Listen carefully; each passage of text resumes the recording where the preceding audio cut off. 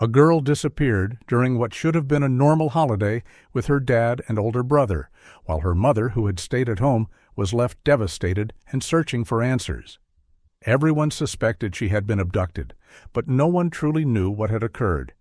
Then, 10 years later, her older brother reveals the shocking truth about what really happened on that trip with their dad. The fluorescent lights of the hospital corridor seemed to flicker more intensely at this late hour. Or perhaps it was just Rena Marlowe's exhaustion playing tricks on her perception. At 43, she felt at least a decade older as she signed off her charts at the nurses' station.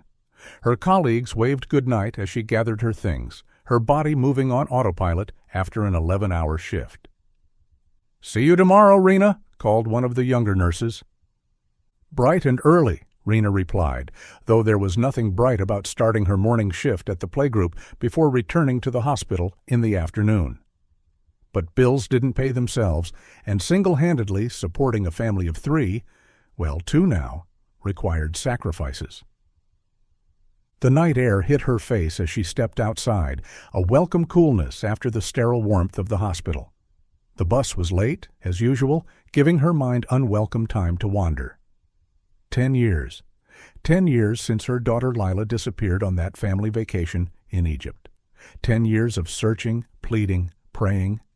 10 years of a husband slowly deteriorating into a shell of himself, drowning his guilt in alcohol. 10 years of watching her son Tommy grow up with the shadow of his sister's absence hanging over him. When the bus finally arrived, Rena took a seat by the window, resting her forehead against the cool glass as suburban houses blurred past. By the time she reached her stop, it was nearly 11 p.m. The darkened windows told their own story. No one had waited up for her. The front door creaked as she entered, the silence of the house enveloping her immediately. She moved quietly through the darkened living room, her nurse's training making her steps light and deliberate. Pausing at Tommy's door, she gently pushed it open, the dim light from the hallway casting a thin stripe across his sleeping form. At 20, he still slept curled slightly on his side, just as he had as a child. She resisted the urge to brush the dark hair from his forehead, not wanting to disturb him. Upstairs in the master bedroom, Rena set her nursing bag down on the dressing table, methodically unpacking her stethoscope, pens, and ID badge. The empty bed didn't surprise her. Rick was out again, undoubtedly at one of the local bars. She sighed deeply, the weight of her exhaustion settling into her bones. After a quick shower that did little to ease her muscle tension, Rena changed into an old t-shirt and comfortable pants. She checked her phone, typing a quick message to Rick. "Where are you?" "It's late." She knew there would likely be no response, but the ritual of checking in had become a habit she couldn't break. Settling at the small desk in the corner of the bedroom, Rena opened her laptop. The screen illuminated her tired face as she logged into her email, checking for any new messages from the various missing persons forums and groups she'd joined over the years. Most were spam or well-intended, but useless tips that led nowhere. Still, she scrolled through them meticulously, as she did every night. As she conducted her nightly research, guilt gnawed at her core, a familiar, constant companion. If only she hadn't been working that day. If only she had joined them on that vacation from the beginning. Her second job as a playgroup teacher had been relatively new then, taken on when Rick's military disability benefits were reduced. They needed the extra income, and she thought the vacation would be good for Rick, a chance for him to bond with the children away from his mounting depression. It will be therapeutic, his therapist had suggested, and Rena had agreed. A chance to reset, Elena, their family friend, had echoed. She was supposed to join them later that week, but an emergency at the hospital had kept her. The irony wasn't lost on her. While she'd been saving strangers' lives in the ER, her own daughter had vanished without a trace. Rena rubbed her throbbing temples, closing her eyes against the glare of the screen. The burden she carried seemed to grow heavier with each passing day, not lighter as people promised grief would become. She worked endlessly, trying to provide some semblance of stability for what remained of her family. Though Tommy had started working at the local supermarket, she insisted he save his earnings for his future. She wouldn't let her son's prospects diminish because of their circumstances. The sound of the front door opening downstairs pulled her from her thoughts. Heavy footsteps made their uneven way up the stairs, and moments later Rick appeared in the doorway. His once handsome face was bloated from years of drinking, his military-trained physique long since softened. The smell of stale beer and cigarettes clung to him. "Still at it," he slurred, gesturing toward the laptop. "Don't you ever give up?" Rena closed the screen partially, already bracing herself for the argument that was sure to follow. "You're drunk again." "So what if I am?" Rick leaned against the doorframe, his balance uncertain. "You left Tommy alone," she said, her voice tight with contained anger. Rick scoffed. "He's 20, for Christ's sake. Not a child. He can manage to be home alone. Probably even likes the freedom." "No one likes to be alone, Rick." Rena stood, her fatigue momentarily forgotten in the face of her mounting frustration. "You're not working. The least you could do while I spend all my energy earning money for this family is spend some quality time with your son rather than wasting my hard-earned money on alcohol." "Here we go again." Rick rolled his eyes. "The martyr speech?" "If you had saved all the money you've spent on beer over the years, I could probably afford to go to Egypt and search for Lila myself." Rick's expression darkened. "It's been 10 years, Rena. 10 years? You won't find her even if you went there." "You're too drunk for this conversation," Rena said, turning away from him. "You were probably drunk that evening too, weren't you? When Lila disappeared? It was your fault. You were there with her, and you didn't keep an eye on her." Rick's face contorted with anger. "Don't you dare blame me. That girl just left the hotel and never came back. We were together spending the whole day at the beach, but she had to disappear by herself in the evening. Tommy was there in the hotel too, so I can't be the only one responsible." "Tommy was only 10. Rena's voice rose. "You can't expect a child to keep an eye on his 8-year-old sister all the time." The argument escalated rapidly, both of them hurling accusations fueled by a decade of unresolved grief and resentment. Rena felt her control slipping, the careful facade she maintained crumbling under the weight of her exhaustion and Rick's belligerence. "I'm done with this," she finally said, moving toward the door. "I'm sleeping downstairs tonight." But as she tried to pass him, Rick grabbed her arm, his grip painfully tight. "Don't you walk away from me," he growled, his eyes narrowed. "You will show me some respect." "Let go of me," Rena said, her voice low and dangerous. "You don't deserve any respect for being a drunkard." "I'm an ex-military man," Rick shouted, pushing her back against the wall with enough force to knock the breath from her lungs. He raised his hand, and Rena flinched, preparing for the blow. But it never came. A sound from the hallway made them both freeze. Tommy stood in the doorway of his room downstairs, his tall frame silhouetted against the dim light, witnessing the entire confrontation. The moment stretched between them, taut with unspoken tension. Then Rick released her, storming into the bedroom and slamming the door behind him. The distinct click of the lock followed. Rena leaned against the wall for a moment, trying to steady her breathing before descending the stairs to her son. When she reached him, she wrapped her arms around him, her maternal instinct overriding her own distress. "I'm so sorry you had to see that," she whispered. Tommy's face was grim, his jaw tight. "You can sleep in my bedroom tonight," he said. "It's big enough and I don't mind. I can sleep on the sofa." "No, sweetheart. You sleep in your room. I'll stay here in the living room." She attempted a reassuring smile. "I don't think I could sleep right now anyway." Tommy frowned. "I'm scared he might come after you again if he sees you sleeping on the sofa." Rena looked at her son, no longer a boy, but a young man with eyes too old for his years, and nodded. "Okay, thank you." "Did he hit you?" Tommy asked quietly, his eyes searching her face. "No," Rena assured him, touching his cheek gently. Everything is fine.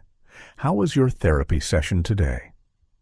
Tommy shrugged, clearly unwilling to elaborate.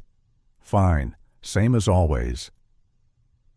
Rena followed him into his bedroom, suddenly aware of how bone-tired she felt. You're right, I should sleep. I have the morning shift at the playgroup tomorrow, and then the hospital in the afternoon. They said good night, and Tommy left to settle on the living room sofa. Rena closed the bedroom door and sank onto her son's bed, the familiar scent of his laundry detergent surrounding her. As she lay there in the darkness, her thoughts drifted to how drastically their lives had changed. Rick had been injured during his military deployment, a severe shrapnel injury to his right leg from an IED explosion that resulted in partial loss of mobility and chronic nerve pain. He had undergone multiple surgeries, including a metal rod implant, which had drained their savings and strained their finances severely. On top of the physical injuries, he had been diagnosed with PTSD, which he continually used as a reason why he could no longer work. Over the years, his condition worsened. Staying at home with no purpose or structure only deepened his depression and dependency on alcohol. Rena's tears dampened the pillow as she finally allowed herself to feel the full weight of her circumstances. A missing daughter, a broken husband, a son bearing scars she couldn't see, and the exhaustion of holding it all together with increasingly frayed strength. Rena jolted awake to sunlight streaming through unfamiliar curtains. For a moment, she was disoriented, then recognized Tommy's bedroom. She reached for her phone on the nightstand and felt her heart drop as she saw the time. 10 a.m. She had completely missed her morning shift at the playgroup. No, she muttered, sitting up too quickly and feeling a rush of dizziness. She checked her notifications and saw 3 missed calls and a message from the school principal asking why she hadn't shown up or called in. Panic seized her as she jumped out of bed. The playgroup class ran from 8 a.m. to 10:30 a.m., which meant she had completely missed it.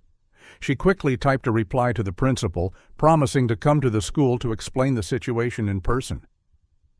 Rena hurried out of Tommy's room and scanned the empty house. The sofa where Tommy had slept was vacant, the blanket neatly folded. He must have left for his supermarket job already. She checked the master bedroom upstairs, finding it similarly deserted. There was no sign of Rick, though the lingering smell of stale alcohol remained. She changed into fresh clothes, foregoing a shower to save time, and hurried to catch the bus to the school.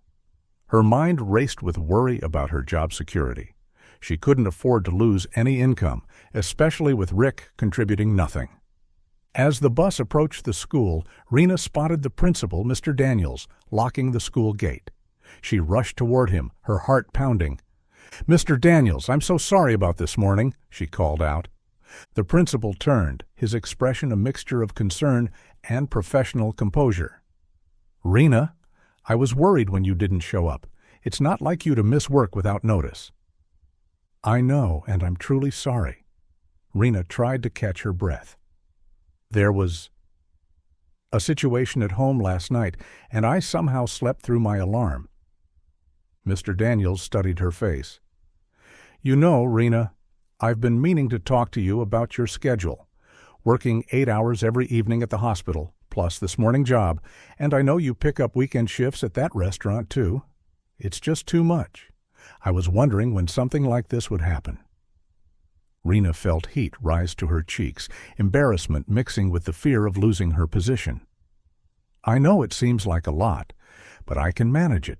Today was just—" Mr. Daniels held up a hand. "Tell you what, I won't count it against you this time.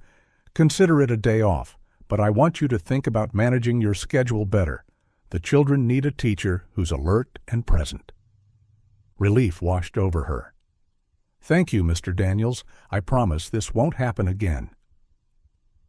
As the principal got into his car and drove away, Rena checked the time. She had several hours before her 2 p.m. shift at the hospital, an unexpected pocket of free time in her normally packed schedule. A sudden idea came to her. She could surprise Tommy with lunch at his workplace. It had been ages since they'd shared a meal without Rick's brooding presence. She headed toward the market area to pick up ingredients for a simple lunchbox, taking a moment to send Tommy a text about her plan. As she walked, Rena decided to cut through a series of alleyways that would shorten her route to the market. The narrow passages were nearly empty in the late morning, the buildings on either side casting cool shadows. She was about halfway through when movement ahead caught her attention. From a distance, she saw a young man in bright yellow shoes and a black hoodie talking with a blonde woman wearing minimal clothing despite the daytime hour. Two men in black sunglasses and leather jackets stood nearby, their stances suggesting they were involved in the conversation. Rena slowed her pace, something about the young man's posture striking her as familiar, though his back was to her. She couldn't see his face, but something about those yellow shoes tugged at her memory. The exchange between them looked like some kind of transaction, money or small packages changing hands. She couldn't be sure from this distance. Suddenly, one of the men in leather jackets noticed her watching. He nudged his companion, and both men turned to stare at her. "What are you looking at, lady?" one of them shouted, his tone unmistakably threatening. Rena immediately turned around, her heart racing as she quickened her steps back toward the main street. Her instinct was to call the police, but what would she say? She hadn't gotten a clear view of what they were doing, and nobody seemed to be in immediate danger. After everything that had happened with Rick the night before, she didn't think she had the emotional energy to deal with this potential threat to herself and Tommy. As she emerged onto the busy main street, Rena tried to calm her nerves.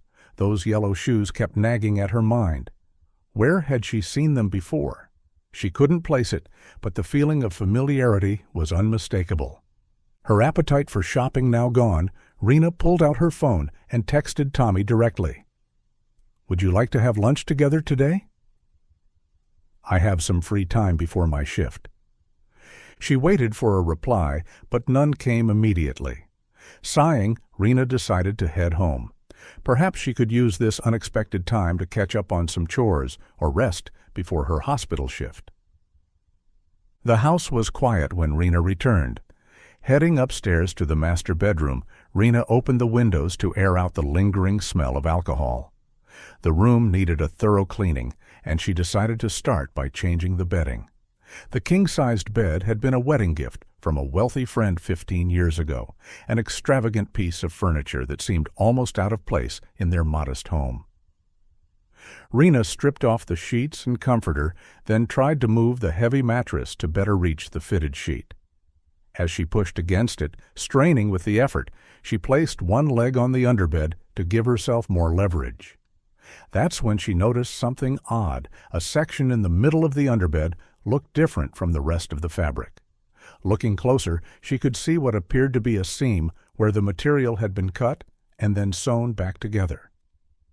"What in the world?" she murmured, running her fingers along the uneven stitching. Curiosity overcoming her, Rena went to her sewing kit and retrieved a small pair of scissors. She knew she might be ruining an expensive piece of furniture, but something compelled her to investigate. Carefully, she cut along the line of stitches, pulling back the fabric to reveal the cotton stuffing inside. As she dug through the fluffy material, her fingers brushed against something smooth and flat. Pulling back more cotton, she discovered several photographs hidden within the underbed. With trembling hands, she extracted them one by one. The photos were from the family vacation in Egypt 10 years ago, the trip from which Lila never returned. One photograph in particular caught her attention. Rick crouched on one knee on a sandy beach, Tommy on his right and Lila on his left. Both children were smiling. Rena turned the photo over and felt her breath catch. Written on the back was what appeared to be a set of coordinates. She quickly looked through the other photos, which showed various tourist sites around Egypt. On the back of a photo taken in the desert was what looked like a phone number, not a U.S. format, likely an Egyptian number. Her heart pounding, Rena took pictures of the damaged underbed with her phone, documenting the hiding place. Then she hastily changed the bed cover and pushed the heavy bed back into position. She didn't bother to sew the underbed back together, deciding she would deal with it later. Taking the photographs to the desk, Rena's mind raced with questions. Why had Rick hidden these photos? What significance did these coordinates and phone number hold? She picked up her phone and called Detective Mercer, who had handled Lila's case, but the call went straight to voicemail.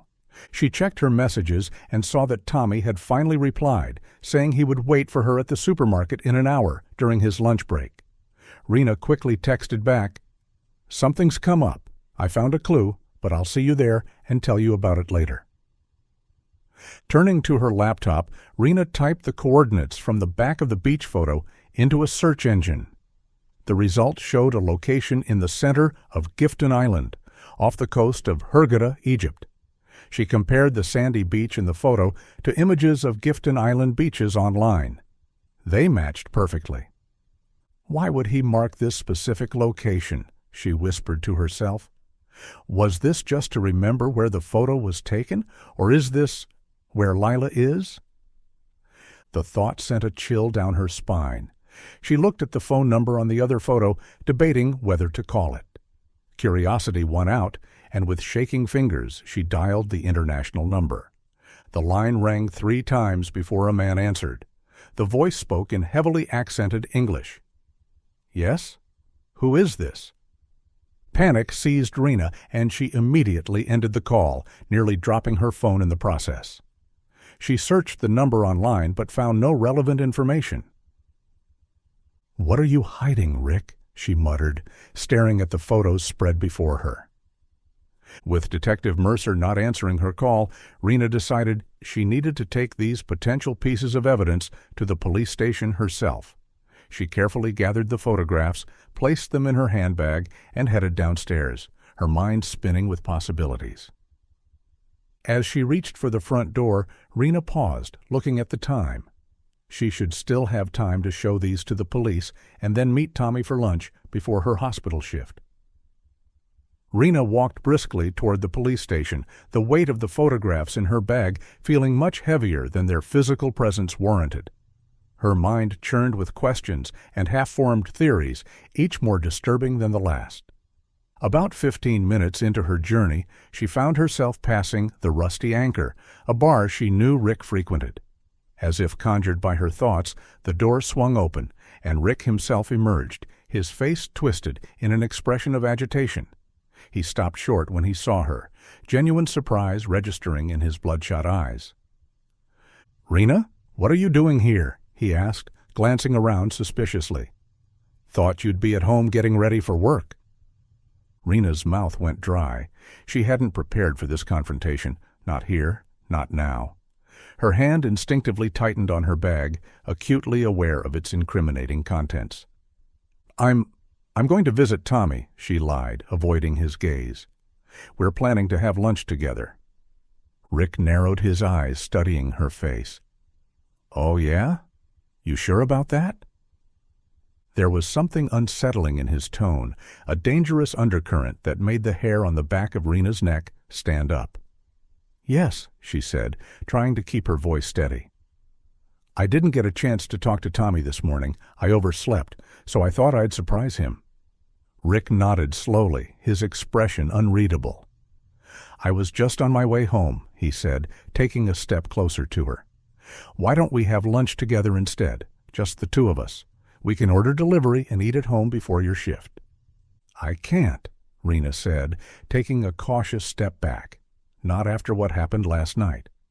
I promised Tommy. He's waiting for me, and—" Before she could finish, Rick's hand shot out, gripping her arm with painful intensity.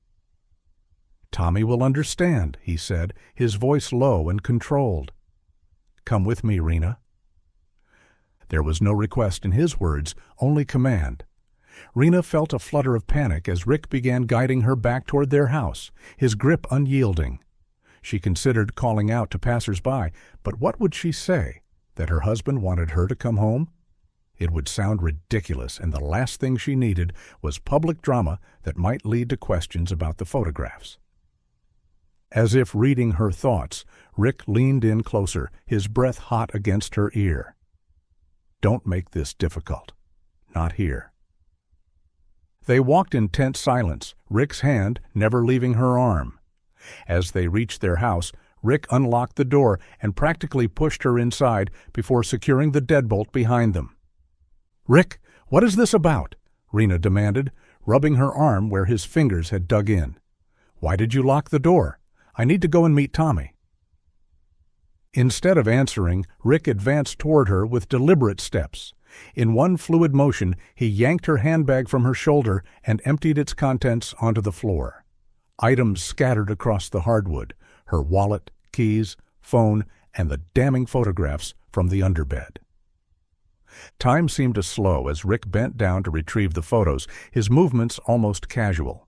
He straightened, flipping through them with an eerie calmness before breaking into a hollow laugh. A hollow laugh escaped him, echoing unnaturally in the silent house. "Man's right. Seems like you've found this," he said, his voice unnervingly soft. "What about those photos?" Rena asked, backing away from him. "I found them in the underbed," Rick finished for her, his eyes never leaving the photographs. "I know. I put them there." Rena continued backing away until she hit the wall. "How do you know? And what's that coordinate? What's the phone number on the back?" Rick's smile sent a chill through her. "I think you've already figured it out, haven't you? Gifton Island. You always were thorough with your research." He held up the photos. "Someone I trusted on that island contacted me just now. Said a U.S. number called him. When he sent me the number, it was yours, Rena." His eyes flickered to her phone on the floor. "That's how I know you found the photos, and I'm guessing you were on your way to the police station, not to see Tommy. If you were going to Tommy, you would have taken the bus." Rena's heart hammered against her ribs as Rick closed the distance between them. "What about that coordinate?" she pressed, desperate to keep him talking. "Why hide the photos? What happened to Lila?" Instead of answering, Rick's hand shot out, wrapping around her throat. Rena's eyes widened in shock as his fingers tightened, cutting off her air supply. She clawed at his hand, gasping for breath. "Please," she choked out, "I'm your wife. We still have a son." Rick's expression remained cold, unmoved by her pleas. Rena's vision began to blur at the edges as her lungs screamed for oxygen. Suddenly, her phone on the floor began to ring, its cheerful tone incongruously bright in the grim moment. Rena struggled to speak, her words barely audible. "It must be Tommy. I promised. Lunch." The persistent ringtone seemed to agitate Rick. His eyes darted to the phone, his grip on Rena's throat momentarily loosening. Then, without warning, his face contorted, and he released her entirely, stumbling backward with his hands pressed against his ears. Rena collapsed to her knees, coughing and gulping air. She crawled toward her phone, but Rick recovered quickly. He lunged forward, snatching the phone just as she reached for it. He jabbed the end call button, silencing the ringtone. "No police," he growled, his breathing ragged. "No Tommy. No one?" Before Rena could react, Rick grabbed her by the hair and dragged her to the garage. From a drawer, he produced a zip tie and bound her wrists, then used a shop rag to gag her. With surprising strength, he shoved her into the back seat of their old car, the vehicle they rarely used to save on gas. "I won't let you give that photo to the police," he muttered as he slammed the door. Rick climbed into the driver's seat and started the engine, his movements jerky and erratic.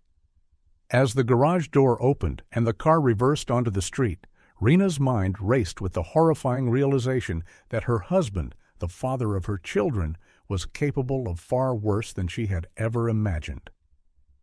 The drive was a disorienting blur for Rena. With her hands bound and mouth gagged, she could only watch through the window as familiar neighborhoods gave way to parts of town she rarely visited. Eventually, Rick turned down a side street and parked behind a shabby-looking building with a neon sign reading "The Last Call."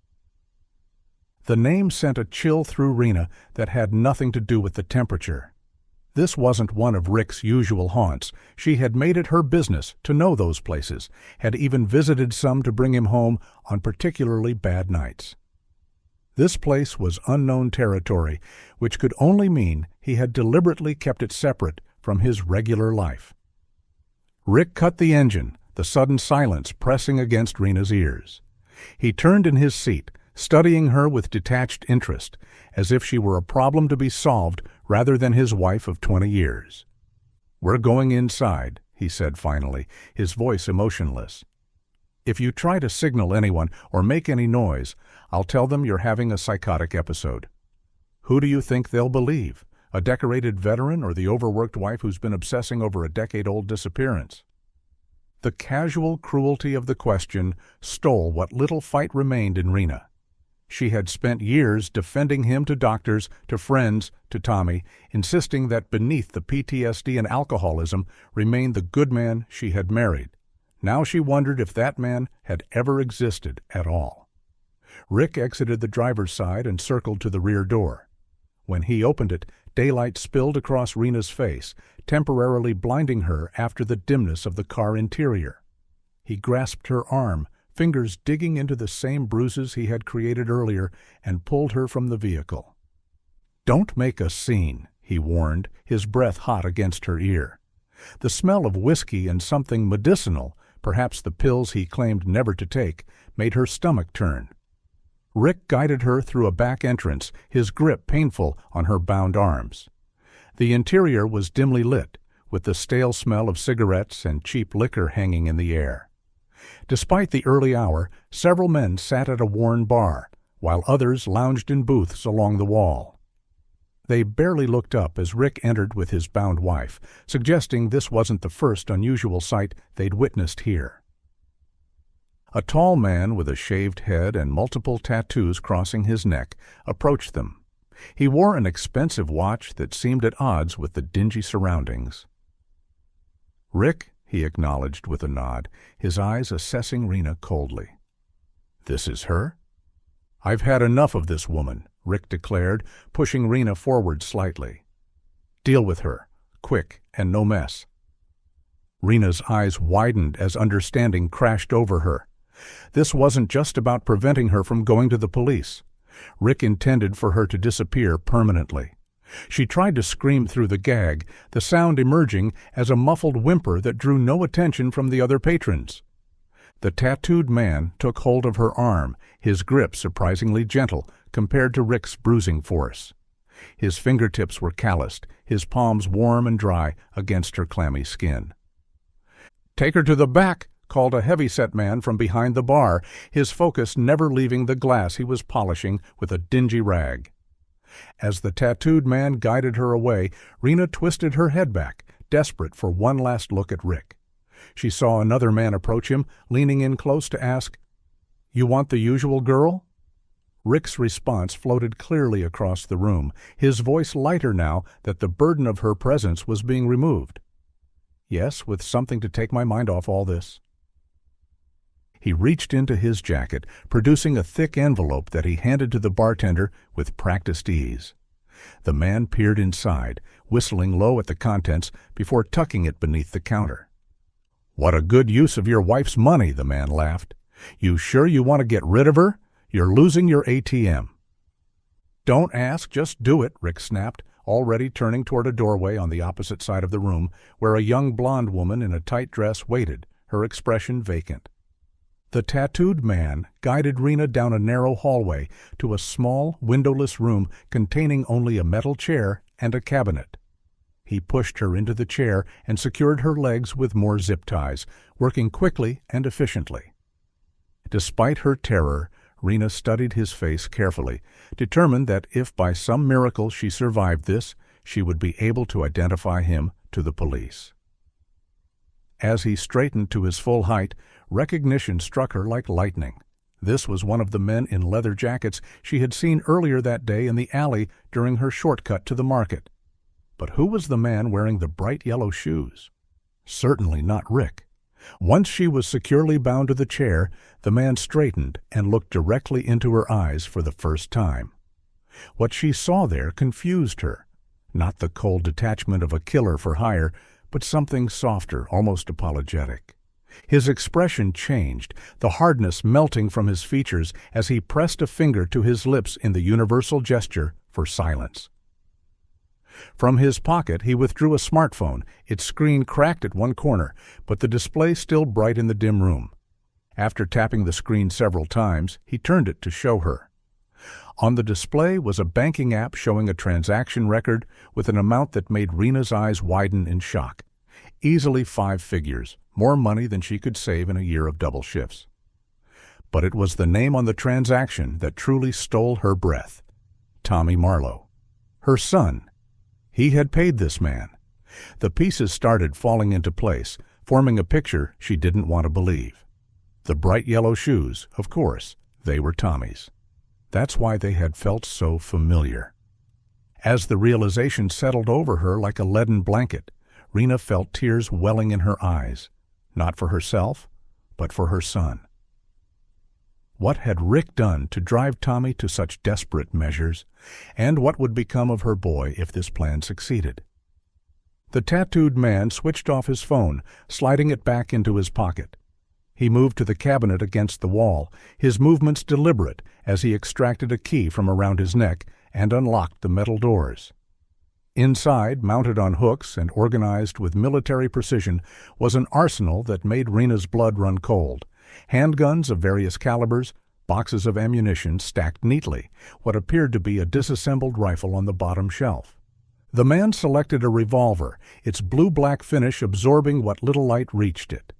With practiced movements, he opened the cylinder, showing Rena that it contained a single bullet. He spun the cylinder, the metallic clicks echoing in the small room like a macabre countdown. "1 bullet," he said quietly. "For your husband, from Tommy." Rena shook her head frantically, making muffled sounds of protest behind her gag. Her eyes pleaded with the man, trying to communicate what her voice couldn't. "Don't do this. Not in my son's name." Before the man could respond, the door opened. Tommy stood in the doorway, his tall frame filling the space. He wore jeans and a hoodie, and on his feet were the bright yellow shoes Rena had glimpsed in the alley earlier that day. "Mom," he breathed, his voice cracking on the single syllable. He rushed to her side, dropping to his knees beside the chair. His fingers, trembling slightly, worked at the knot of the gag. The cloth fell away, and Rena gasped as fresh air touched her dry mouth. "I'm so sorry they had to restrain you like this," Tommy said, not meeting her eyes as he began working on the zip ties binding her wrists. "It's just to make sure you wouldn't fight back and ruin the plan. I didn't want that, but Jerome insisted it was necessary." The tattooed man, Jerome apparently, gave a slight nod of acknowledgement. "I'm also sorry for what I'm about to do," Tommy continued, his voice dropping to a whisper. "But I can't let him hurt you again. If he brought you here, that means only one thing. He wanted to get rid of you permanently." As blood rushed painfully back into her freed hands, Rena grabbed Tommy's arm. "No," she said hoarsely. "Tommy, listen to me. If the police find out about this, they'll put you in prison. You can't do this." Tommy's face hardened. "I don't care. After everything Dad did, I just want him gone." "What do you mean?" Rena searched her son's face. "Tommy, what are you talking about?" "The truth is too painful, Mom," Tommy whispered, his eyes haunted. Jerome, who had been standing by silently, his presence almost forgotten in the intensity of the moment between mother and son, stepped forward. "Your dad's upstairs with that woman," he said, his voice low and urgent. "Now's the right time if we're going to do this." Tommy nodded, rising to his feet with the fluid grace of youth. He reached for the gun in Jerome's hand, his expression set with terrible determination. In that moment, time seemed to slow for Rena. She saw her son, her beautiful, sensitive boy who had once refused to step on ants and had cried when his sister's tooth fell out, reaching for a weapon with the intention of becoming a killer. In his face, she saw not just hatred for his father, but a lifetime of pain she had somehow failed to protect him from. The realization galvanized her. Moving faster than either man anticipated, Rena lunged toward Tommy, her muscles protesting after their confinement. Her fingers closed around his phone, which was protruding slightly from his hoodie pocket. "Mom, what?" Tommy began, but Rena had already pressed the SOS button, the one they had configured years ago after Lila's disappearance, a feature that automatically dialed 911 and sent the phone's location to emergency services. "No!" Tommy shouted, trying to grab the phone back. The device began its connection sequence, a female voice announcing, "Emergency services have been contacted. Please stay on the line." The tattooed man cursed loudly. "Deal's off," he declared, quickly unloading the gun and shoving it back into the cabinet. "I don't do murder with cops on the way." He gestured to someone outside the door, and within seconds, he and his men were rushing out of the building. Tommy stared at Rena, his expression a mixture of anger and devastation. "Why did you do that? He was going to pay. I wanted to end this." Rena held her son's face between her hands. "I can't let you become a criminal, Tommy. I've already lost one child. I can't lose you, too." Tommy's eyes welled with tears, the tough facade crumbling to reveal the wounded boy beneath. "But as long as he's alive, we'll never be safe. You'll never be safe. I saw what he did to you last night. I've seen what he's capable of for years." "Listen to me," Rena said urgently, hearing sirens in the distance. "This stays between us. We tell the police we caught your father here using drugs. I'll show them the evidence I found, and you'll tell them everything that happened in Egypt, but you never paid anyone to harm your father. Do you understand me?" Tommy hesitated, conflict evident in his eyes. "But what if he tells them? What if those men talk?" "They won't," Rena said with more confidence than she felt. "They're long gone, and Jerome doesn't seem the type to confess to conspiracy charges." She squeezed his hands. "And who would believe Rick over us? He's been threatening and abusing us for years." Tommy nodded slowly, looking suddenly young and vulnerable. "Okay," he whispered. "Good. Now help me clean this place. We need to wipe down everything you and I touched." Together they quickly ran their sleeves over the chair, doorknob, and cabinet handles, anywhere fingerprints might have been left. As the sirens grew louder, Rena studied her son's profile, seeing both the child he had been and the man he was becoming. Despite everything, she felt a surge of fierce pride, not for the plan he had conceived, but for the love that had driven it. Tommy had been willing to sacrifice his freedom, his future, perhaps even his soul, to protect her. Police cars screeched to a halt outside the building, their lights casting red and blue shadows through the cracks in the boarded-up windows. "Remember," she whispered, "you were trying to save me, nothing more." Rena and Tommy stepped out of the pub just as police cars pulled up, their lights flashing against the building's grimy exterior. Officers emerged with weapons drawn, approaching cautiously. "My husband is inside," Rena called out, raising her hands to show she wasn't a threat. "Upstairs. He brought me here against my will." The officers approached, one of them holstering his weapon to speak with them while the others entered the building. "Ma'am, we received an emergency call from this location. Can you tell me what happened?" Rena nodded, her voice steady despite her internal turmoil. "My name is Rena Marlowe. My husband, Rick Marlowe, abducted me from our home and brought me here. I believe he intended to have me killed." As she spoke, more officers emerged from the building, escorting Rick and a scantily clad woman. Rick's face contorted with rage when he saw Rena and Tommy standing with the police.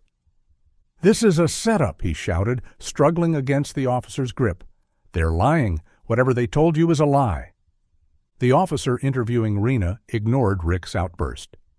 "We'll need both of you to come to the station to give formal statements," he said. Rena reached into her pocket, producing the photographs she had managed to grab before being forced from the house. "Officer, I found these hidden in our home today.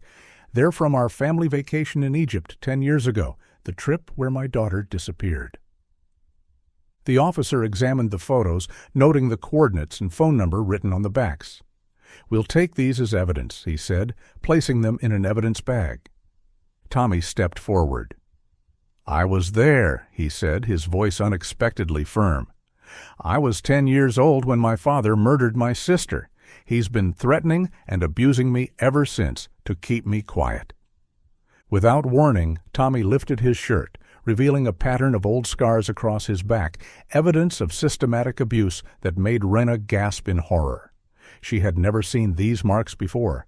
Tommy had always been careful to change privately, even at home.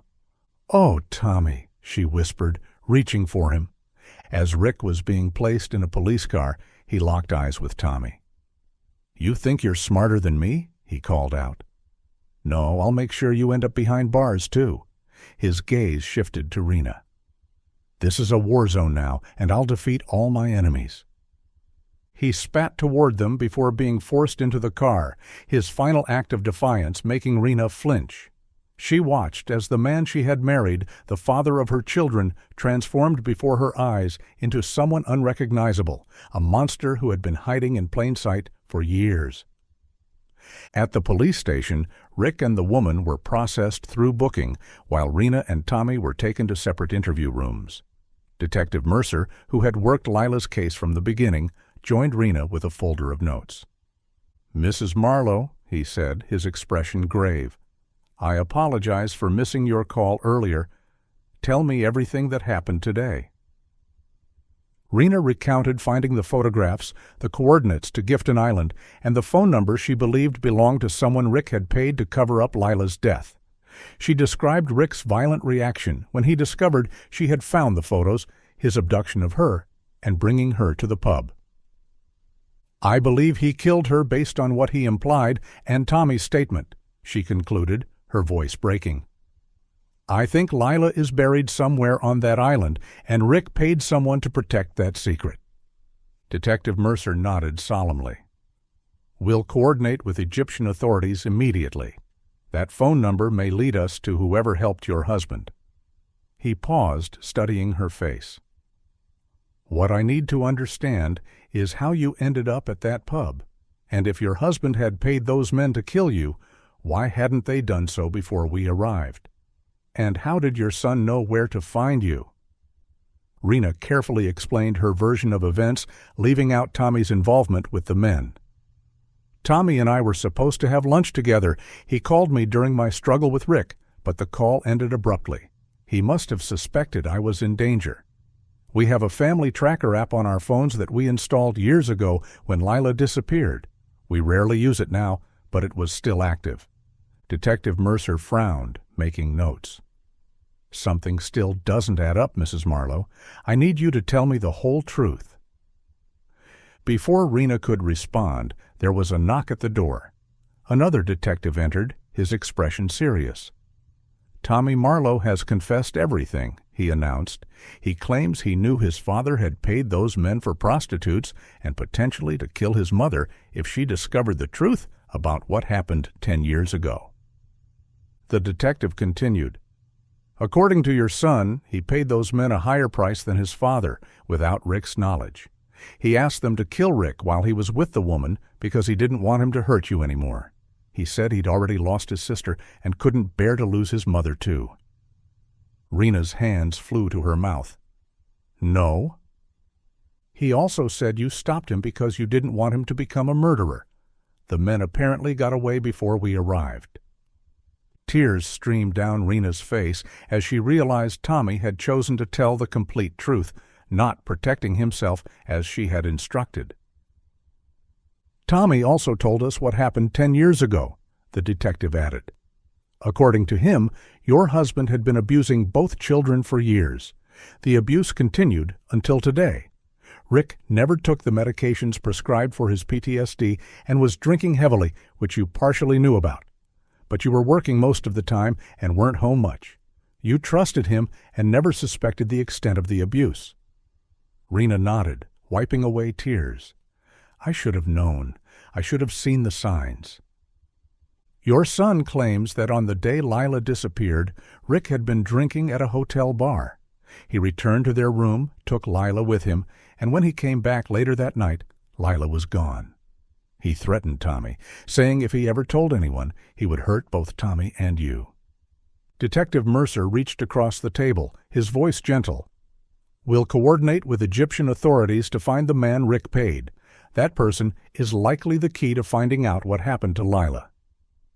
"Whatever happened to her," Rena whispered, "I just hope her soul is at peace now and that Rick will receive the punishment he deserves." She looked up, her eyes red-rimmed but determined. "What about my son? What will happen to him?" "He'll be charged with conspiracy to commit murder," Detective Mercer said frankly. "But given the circumstances, the court might show leniency. The fact that he stopped short of actually committing the crime will work in his favor." Rena straightened, finding a new reserve of strength.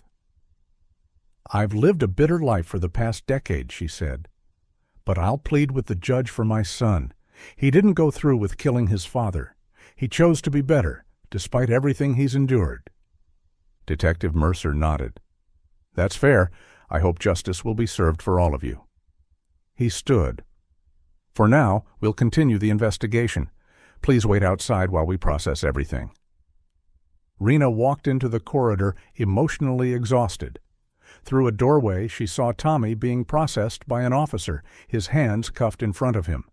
Their eyes met across the room, hers filled with sorrow, his with a strange sort of peace, as if a terrible burden had finally been lifted. When the booking process was complete, an officer allowed Rena a brief moment with her son before they took him to a holding cell. "I'm so sorry, Mom," Tommy said, his voice barely above a whisper. Rena touched his face gently. "Thank you for saving my life," she said. "If you hadn't intervened, we'd all just be counting days until we ended up in the graves Rick had prepared for us." "I couldn't let him hurt you anymore," Tommy said simply. "Listen to me," Rena said firmly. "You didn't kill your father. You're not a murderer. And whatever he or anyone else says against you in court, I will believe you and testify for you. We're going to get through this, Tommy. Together." As the officer led Tommy away, Rena watched her son's straight back and raised head. Despite everything they had endured, Lila's disappearance, Rick's abuse, and the crushing weight of secrets, they had survived. The truth, painful as it was, had finally come to light. For the first time in 10 years, Rena felt something she had almost forgotten. Hope. Not the desperate hope of finding Lila alive, but the quiet, steady hope that justice would prevail, that evil would be punished, and that she and Tommy might eventually find peace. Whatever lay ahead, trials, investigations, painful revelations, they would face it together. The long night of secrecy and suffering was finally giving way to the first pale light of truth.